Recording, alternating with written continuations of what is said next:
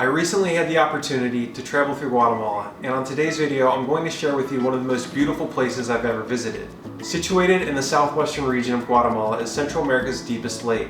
Born from the eruption of an ancient megavolcano over 80,000 years ago, Lake Atitlan is estimated to be over 340 meters deep while covering a surface area of approximately 128 kilometers. Hey everybody, I'm Wes Mergard with WorkRemotely, LiveRemotely.com, and on today's video I'm going to share with you some of my favorite activities from that trip. Along the way, I'll also share some of the beautiful footage I shot during that trip. And I'll also be sure to cover all kinds of useful things to know before visiting. So with that, let's jump right into our first tip, which is understanding how to reach Lake Atitlan. Lake Atitlan is about 3 hours driving west from either Guatemala City or Antigua.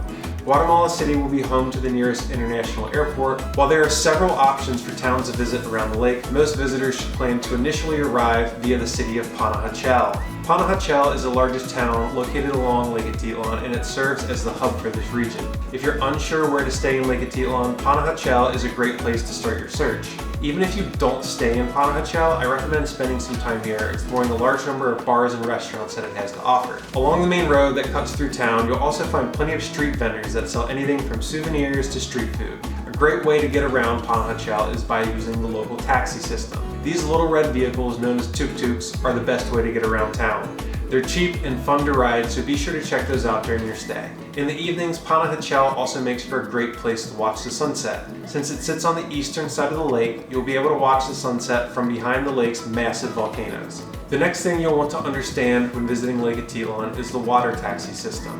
Whether you use the local water taxi system or book private tours, Lake Atitlan is meant to be enjoyed by both. Fortunately, you'll have an easy time finding a water taxi or hiring a private boat from Panajachel. Head to the docks located along the western side of town and you'll find locals who can point you to the correct boat for your need. Keep in mind, the most important thing to remember is that the water taxis only operate between sunrise and sunset. If you need transportation outside of this window, you'll need to arrange for a private boat. Just be sure to ask about price and destination before boarding any of the boats. Water taxis generally come and go every 30 minutes and are much cheaper than their private boat counterparts.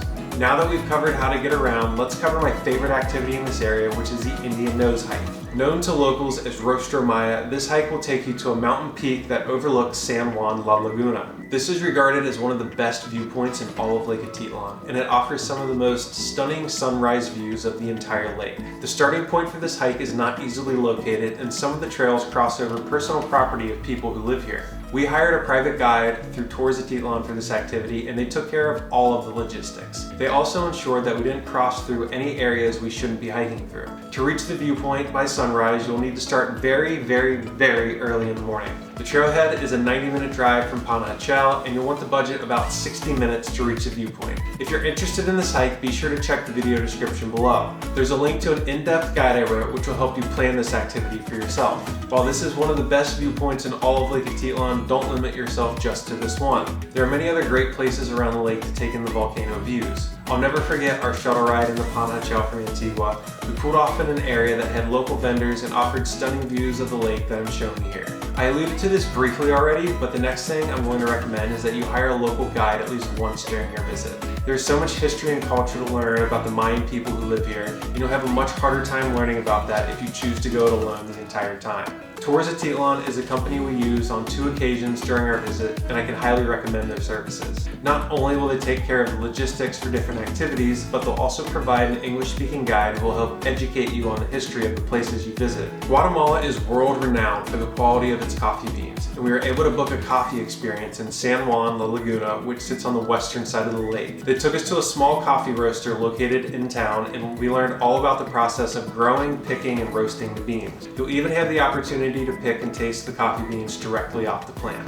If you're a coffee lover like me, this is another activity you'll definitely want to try. Another one of the stops on our tour was at a weaving collective, also located in San Juan La Laguna. The women of Casa will teach you all about the artisan waste loom process they use to create handmade woven products. After showing our group how the weaving was done, we were even allowed to try it for ourselves. It was a fun experience, but ultimately I don't think I have any natural talent for weaving. Once you're done with the presentation, you'll have an opportunity to browse their products and purchase a souvenir. Lake Atitlan has a great reputation when it comes to fine art. As you explore the towns dotting the perimeter of the lake, you'll sure to notice a large number of art studios. During my visit, we had the opportunity to walk through many local art galleries in San Juan La Laguna. If you aren't in the market for a guide, this is an activity that can easily be done without one. Walking up the main road of San Juan La Laguna, you'll stumble across several studios that welcome walk-ins. For anyone looking to get in touch with their spiritual side, definitely budget some time for this next activity. During our visit, we had a traditional Mayan ceremony performed by a local spiritual guide. The ceremony took place near San Marcos, and it was a hands-on way to learn about traditional Mayan culture and spiritual beliefs. This is another activity that Tours Atitlan or other guides can help you plan if you're interested. San Marcos is also a great place for anyone looking to spend some time on their yoga practice. Given the spiritual draw that this region has on people, it's no surprise that there's an active community of yoga practitioners here as well. Just be sure you don't schedule any classes too early in the morning before the boats have started operating. The next thing we're going to discuss in this video is my personal favorite. During our visit, we spent a few nights at Casa del Mundo. The appropriately named House of the World lives up to the name. This hotel is absolutely stunning. The lake views from its cliffside location are difficult to beat. Located along Lake Atitlan's northern coast, Casa del Mundo is only accessible by boat. Don't let the logistical challenge of reaching Casa del Mundo deter you, because guests who accept the challenge of getting here will be well rewarded.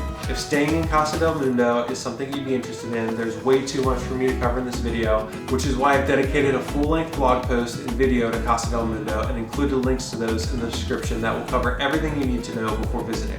Be sure to check those out. Our next Lake Atitlan activity is to go for a swim in the lake. It sounds so simple, but hear me out. Generally speaking, you can swim in Lake Atitlan, although I've read it's not advised to do so around some of the larger towns since water isn't as clean in those areas. While it will be warmer in the afternoon, the lake is typically much choppier late in the day. For the best swimming conditions, consider going for a morning dip. If you're spending any time at Casa del Mundo, which you definitely should, the hotel offers great swimming access to the lake. Here's a bonus tip: the hotel offers kayak rentals, which is another great way to enjoy some time on the water. This video should have covered enough activity ideas to keep you busy for the better part of 3 days, which is also the minimum amount of time I would recommend for a visit to Lake Atitlan. You could also easily spend upwards of 4 or 5 days here without running out of new or different activities to try. I could have easily spent a week at Casa del Mundo just relaxing and taking in the beautiful lake views. In general, I would recommend visiting Guatemala between November and April to avoid the rainy season. With that said, the climate in Guatemala is temperate year-round, so this tip is more about maximizing your chances at staying dry and getting sunny days to explore. Before we wrap up the video, let me leave you with a few more general tips. When it comes to cellular service, we generally did okay in terms of voice, text, and GPS, but high-speed data, not so much. Also, when it comes to Wi-Fi, don't expect anything in the high-speed variety. When it comes to cash versus credit in Lake Atitlan, you should generally expect to pay cash.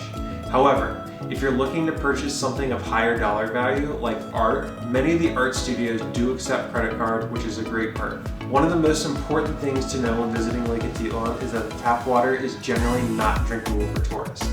However, we did not have any issues finding bottled water or otherwise safe to drink water at restaurants. And last but not least, for anyone in doubt, rest assured that Lake Atitlan is an extremely safe and friendly place to visit. We did not have a single negative experience at any point during our stay. If you found this video guide helpful, be sure to check out some of the other videos I've posted for my trip to Guatemala. I've also included links to some of the Guatemala travel guides I've written in the video description below. Don't forget to subscribe and check out some of our other channel content while you're at it as well. Once again, I'm Wes Vergard with WorkRemotelyLiveRemotely.com, and thanks for watching.